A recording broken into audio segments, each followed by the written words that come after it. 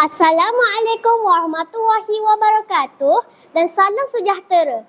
Saya Sofia Kaisara membawakan buletin TVPSS. Syabas dan tahniah diucapkan kepada pasukan pengangkap sekolah atas kejayaan cemerlang apabila berjaya dinobatkan sebagai Johan Pertandingan Kawat Kaki Pengangkap Peringkat Daerah Pasir Gudang.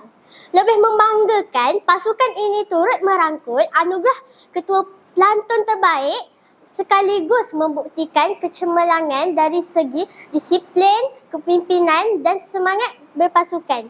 Kejayaan ini melayakkan pasukan pengangkap sekolah mewakili daerah Pasir Gudang ke pertandingan kawat kaki pengangkap peringkat negeri Johor.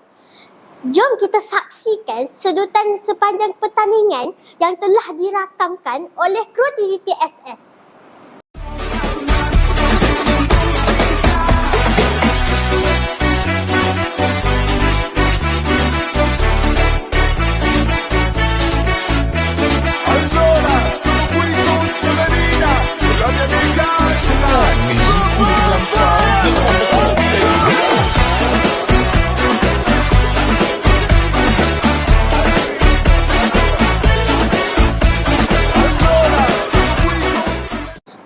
Diucapkan kepada semua ahli pasukan, ketua pelantun, guru penasihat serta seluruh warga sekolah yang sentiasa memberikan sokongan.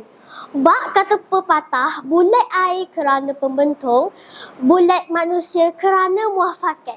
Semoga pasukan pengangkap terus melangkah kejayaan dan mengharumkan nama sekolah di peringkat negeri. Saya Sofia Kaisara bersama kru TVPSS mengucapkan terima kasih. Assalamualaikum warahmatullahi wabarakatuh.